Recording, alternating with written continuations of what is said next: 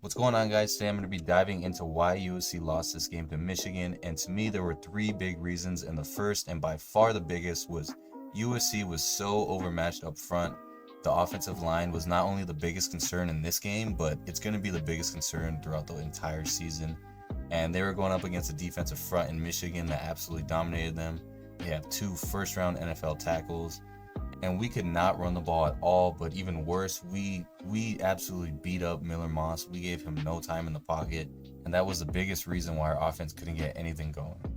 And so we're going to dive into the film. We're going to look at a couple of clips where this offensive line failed. Right here we got Elijah Page circled there, number 72 at left tackle, and it's the first quarter, 2nd and 5, and he's matched up with Josiah Stewart, number 0, who had an absolutely massive game.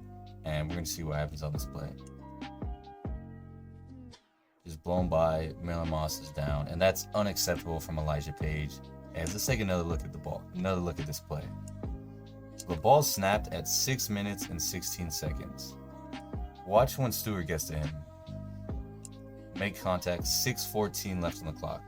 Miller Moss had exactly 2 seconds. That just cannot happen if you're Elijah Page. That cannot happen if you're this USC offensive line. We cannot get anything going if Miller Moss is given 2 seconds to drop back, if you're giving the wide receivers 2 seconds to get open. That cannot happen. So that was a really bad rep by Elijah Page. Sorry this is blurry, but that's Mason Murphy, the right tackle, number 76. Yet again matched up with Stewart, and we'll see what happens. Inexcusable rep from Murphy as he just gets blown by. And this is so frustrating because this is just one-on-one and not even a move from Stewart. He just runs right by Murphy. Gotta be better than that. Now here he is yet again, Josiah Stewart, number 0. He already has a sack on Page. He already has a sack on Murphy. Let's see if he can be our third tackle in the game in Tobias Raymond, and we'll see what happens. Boom, right off the edge again, just speed. And I think the most frustrating thing is we just saw 3 reps where all 3 tackles got obliterated by the same guy, and not one time was there a swim move or any type of move. It was just sprinting off the edge. Our tackles have got to be better. Lincoln Riley loves to throw the ball. We have the quarterback, we have the receivers, we have the running back. We need to get the throwing game going, and we still got to play Penn State, we got to play Notre Dame, we got to play these physical defensive lines. These tackles have got to improve, and they've got to improve fast. And in this play in particular, this is already the 3rd quarter. Stewart already has, 2 sacks or whatever he had. So he's going to ask Woody to help protect Miller on the right side. And look what Woody does. It's not any better from him either. He gets by both of them, force fumble, and Woody makes up for it chasing after it, but that's inexcusable from him, inexcusable from Raymond. And it wasn't just the tackles. This is our best offensive lineman, number 79, Jonah Monheim, our center. And this is just a crazy rep. I never thought I'd see Monheim look like this, but Kenneth Grant just sends him to the floor. Take a look at this. Boom, straight there. That's a 6'5", 300-pounder he just threw to the ground. And Kenneth Grant is an absolute monster, but that cannot happen if you're Jonah Monheim. And so that was the first and by far the biggest reason. The O-line has to improve. Those were terrible reps we just watched together. But it is an amazing defensive front for Michigan. As for the second reason why USC lost this game, it was the big plays given up by the defense. And I actually think that the defense played really, really solid in this game, aside from those big plays. And so we're going to take a deep dive into a couple of the big plays. And so for this first play, this is going to be on Easton Mascarenas Arnold, as this is going to be a run play, and he's going to be untouched this play. He's going to be unblocked. He's going to have to fill a gap and make a tackle, and he's not going to do it. As we can see here, slow motion, there's a handoff, and boom, right here. He uses block, there's a blocker here. He gets to the 2nd level. Gentry's blocked, blocker here, blocker here. Easton Mascarenas Arnold right here is unblocked. There's the ball carrier, and there's him. He has to meet him in this gap and make this play. And you're going to see he's going to kind of just hide behind. I believe that's Devin Tompkins here, and he's just not going to make the play. So unpause it here. Again, right here, you got to be there. You got to make that play. There's no safety help. You got to fill that gap. You are the Mike linebacker. You got to make that play right there. And then he's not there, and it's off to the races for Mullins, who, by the way, is a fantastic running back. All right, here we are. You knew we were going to get to it. The painful 60-yard run, and this is going to be on 4 different Trojans. So we're going to break this down player by player and show each mistake. First one's going to be on Bear Alexander right here, big number 90. Look where the line of scrimmage is. Look where the ball is. Bear is going to get reset about 2 yards, and we'll play it here. There's Bear. Boom. Just reset exactly 2 yards. and that creates a massive hole right here for Mullings to run on 3rd and 1. And now the second mistake is going to be on EMA. Here he is right here. Hole there. EMA is going to have to fill this gap and make a play here. He's not going to do it as he's late, takes a bad angle. 2 mistakes on Bear and AMA already. The third mistake is going to be right here, John Humphrey. And honestly, he's getting a little bit too much hate. This is the toughest play to make of the 4 Trojans that made a mistake here.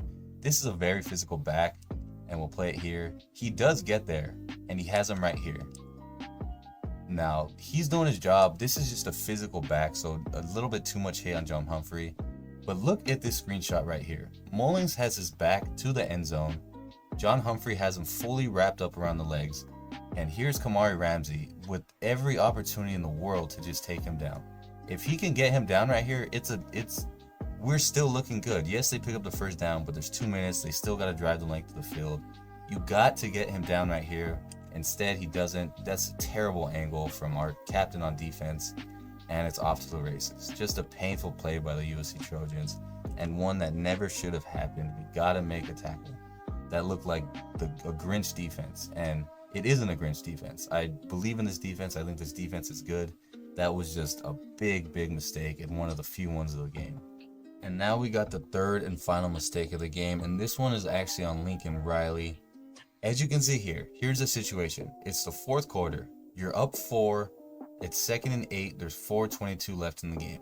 You are facing an opponent who cannot throw the ball. They have about 30 passing yards up to this point.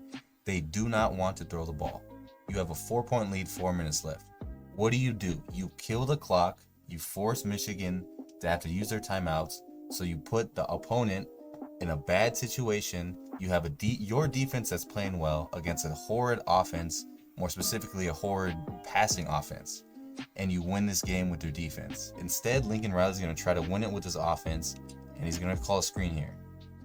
This is terrible. We have seen this offensive line be dominated time and time again, and we're going to put it in their hands to protect Miller enough so we can get an offensive play going? No, you run the ball. This is the rep I showed you earlier.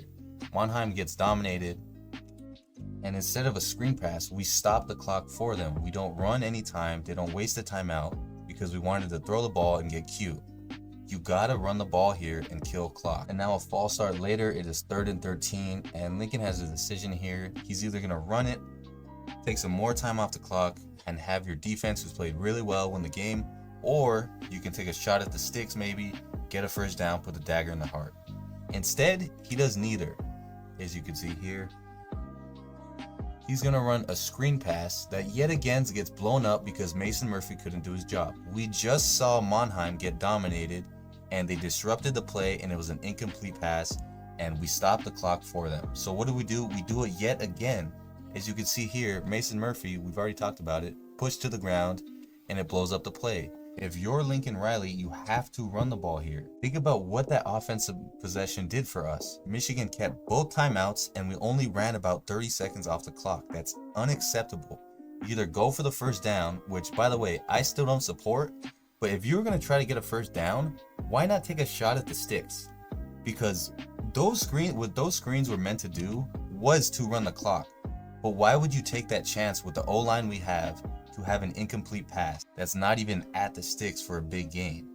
So those plays were meant to run the clock. Why not just hand the ball off so you guarantee that either a timeout will be used or we will kill clock? Instead, we go with the screen pass. They get blown up, and to do that back-to-back times in a row, that's unacceptable. Lincoln Riley has to be better. This played a crucial role in this loss to Michigan. But anyways, to me, those are the 3 biggest reasons why we lost this game.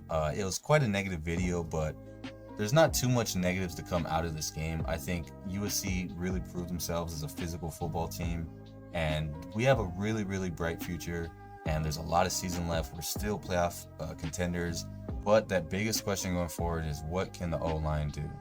But thank you so much for watching. Make sure to subscribe if you enjoy videos like this. I'm going to have videos like this out every week. We're also going to have recaps, previews. But thank you so much for watching, and fight on.